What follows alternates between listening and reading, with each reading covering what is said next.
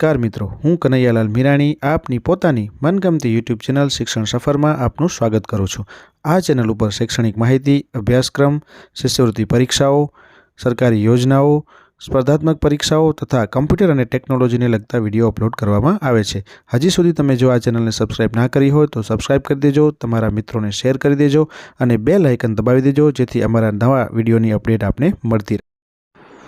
नमस्कार मित्रों, आज आप धोरण 8 गुजराती विषय जे तारीख 13/4/2023 जो रोज जे पेपर लेवायेलू है ए पेपरना संपूर्ण सोल्यूशन आ विडियोनी अंदर आपणे चर्चा करवाना छीए। तो तमे हजी सुधी जो आ चेनल ने सब्सक्राइब ना करी होय तो सब्सक्राइब कर देजो और साथे साथे बेल आइकन पण दबावी देजो, जेना कारणे अमारा नवा विडियोनी अपडेट पण मळती रहे अने तमारा मित्रोने पण शेर कर देजो, जेना कारणे एमने पण आ सोल्यूशन छे ए लोको पण सरळताथी जोई शके। तो अहींया कने तमे जोई शको छो, तमने फकरो आपेलो छे अने फकराना आधारे तमारे प्रश्नना जवाब छे ए आपवाना छे। तो फकराने एक वखत खास ध्यानथी तमे वाँची लीधो हशे परीक्षामां, पण अत्यारे पण જરાક ध्यानथी तमे वाँची लेजो।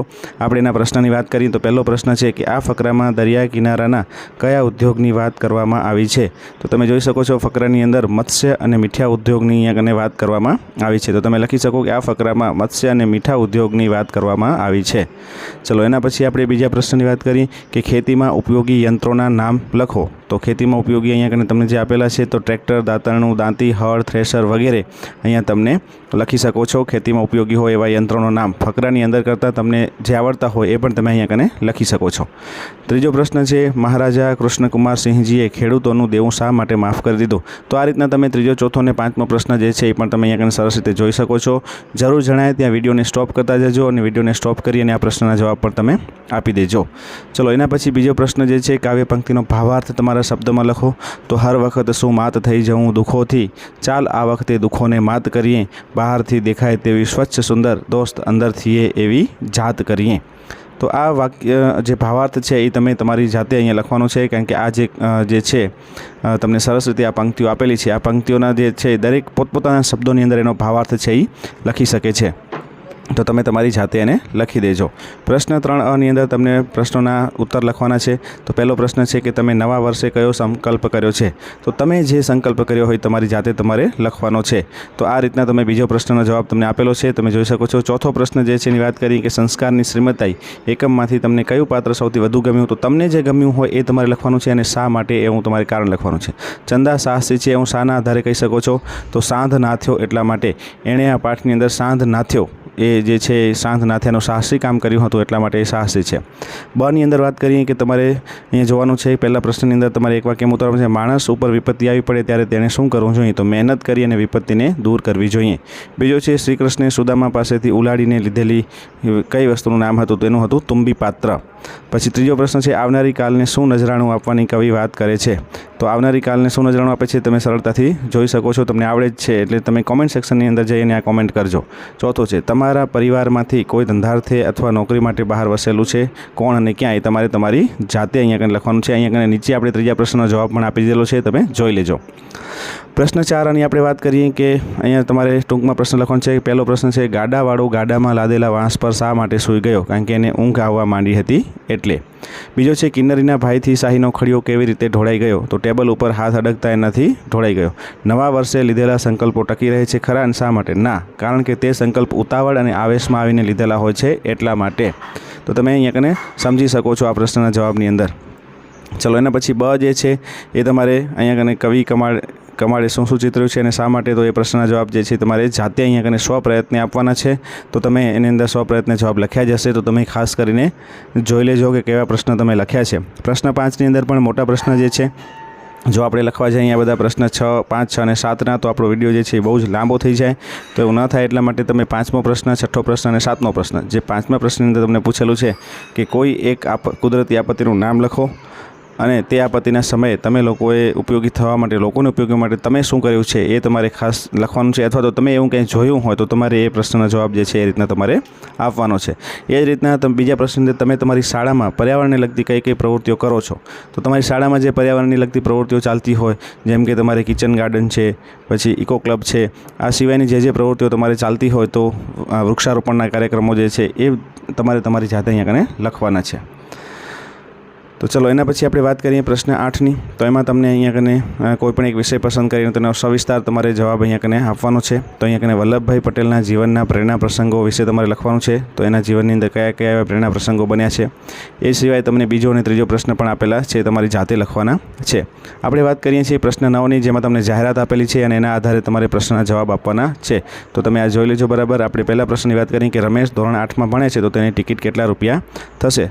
તો રમેશ ધોરણ 8માં ભણે છે એટલા માટે એ જે 12 વર્ષથી મોટા છે અને એના માટેનો ટિકિટ દર જે છે 30 રૂપિયા છે. આનંદ મેળો ક્યાં થઈ રહ્યો છે, તો એનું એડ્રેસ તમને આપેલું છે રામપુર ગામ, અબડાસા, કચ્છ. તો અહીંયા કને તમારો જવાબ જે છે એ પ્રમાણે આવશે. તમારી પાસે હોય તેવા 2 રમકડાના નામ લખો. હવે તમારી પાસે જે પણ હોય એવા રમકડાના નામ તમારે અહીંયા કને લખવાના છે. પછી ચોથો પ્રશ્ન છે, આનંદ મેળામાં કઈ કઈ પ્રવૃત્તિઓ થવા જઈ રહી છે. તો તમે અહીંયા જોઈ શકો છો આનંદ મેળાની અંદર શું છે.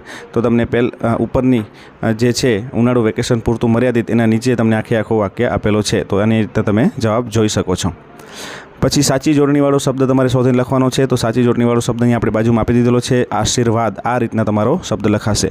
પછી અહીંયા કને આપેલું છે નભમાં, એનો સમાનાર્થી શબ્દ અહીંયા કને આકાશ અને ગગન.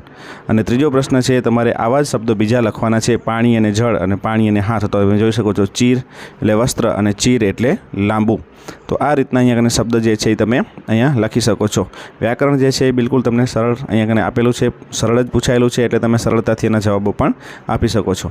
ચોથો પ્રશ્ન છે, રેખાંકિત શબ્દનો વિરોધી શબ્દ એટલે કે ગુણનો વિરોધી શબ્દ લખવાનો છે. એટલે ગુણનો વિરોધી શબ્દ આવશે અવગુણ.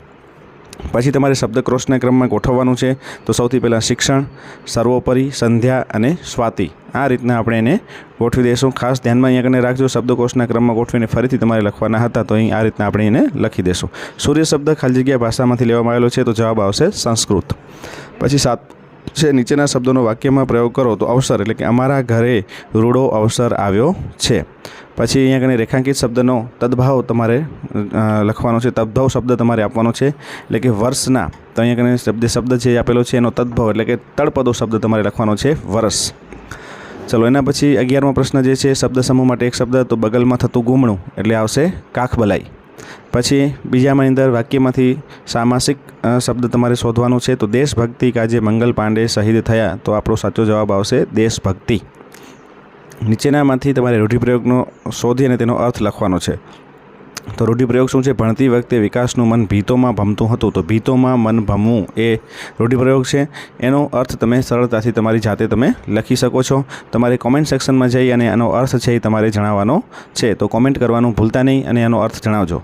ચલો, રામ અને લક્ષ્મણ સમાસનો પ્રકાર કયો થશે. તો રામ અને આપેલું છે એટલા માટે દ્વંદ. અને પછી 5મો પ્રશ્ન છે, કહેવતનો અર્થ આપી વાક્ય પ્રયોગ કરો. તો માતેમાં બીજા બધા વગડાના વા. તો અહીંયા કને માતેમાં એ કહેવત તમને આપેલી છે. તો માની સરખામણી અન્ય કોઈ સાથે થઈ શકે નહીં. આ એનો અર્થ આપણે અહીંયા કને જોઈ શકીએ છીએ. એના પછી અહીંયા કને સકર્મક ક્રિયાપદ તમારે શોધવાની છે કે અમે રાત્રે પુસ્તક લખીએ છીએ. તો સકર્મક તો થશે પુસ્તક. પછી અહીંયા કને રવાનુકારી શબ્દ શોધીને લખવાનું છે. તો તમે જોઈ શકો છો દળબળ, દળબળ. એના પછી અહીંયા કને તમારે કૌંસમાંથી શબ્દ શોધીને અહીંયા લખવાનો છે. તો જ્યારે તમે હસશો ત્યારે હું રાજી થઈશ. તો આ કેવું વાક્ય છે. તો સંકુલ વાક્ય છે, કારણ કે 2 વાક્ય ત્યારે સાથે જોડાયેલું છે, એટલે સંકુલ વાક્ય આવશે. ફરીથી પાછું તમારે સમાસ ઓળખાવાનો છે. તો 8, 10 એટલે 8, 10 તમને આપેલા છે ભેગા. તો એ શું થશે, દ્વંદ્વ સમાસ થશે. ચલો એના પછી નીચેના વાક્યમાંથી દ્વિરુક્ત શબ્દ શોધીને તમારે લખવાનો છે. તો દ્વિરુક્ત જે છે કયો આવશે. તો તમે જોઈ શકો છો ખદબદતી. આ છે એ દ્વિરુક્ત શબ્દ છે. અહીંયા કને આપણું આ સંપૂર્ણ પેપર સોલ્યુશન છે એ પૂરું થાય છે. તમને અહીંયા કને વ્યાકરણનું સંપૂર્ણ સોલ્યુશન આપણે આપી દીધેલું છે. મોટા પ્રશ્ન જે છે એ વિડીયો લાંબો થઈ જાય એટલા માટે આપણે લખેલા નથી. અને તમે પરીક્ષામાં તમને આવડતા હશે એવા પ્રશ્ન તમે લખી લીધા હશે. આ તમારા રોકડિયા માર્ક્સ છે એની આપણે અહીંયા કને ચર્ચા કરી છે કે તમને રોકડા માર્ક્સ છે કેટલા મળવાપાત્ર છે. તો અહીંયા કને આપણે આ સંપૂર્ણ સોલ્યુશન પૂર્ણ કરીએ છીએ. ફરીથી આપણે નવા વિડીયો સાથે મળતા રહેશું. ત્યાં સુધી મસ્ત રહો.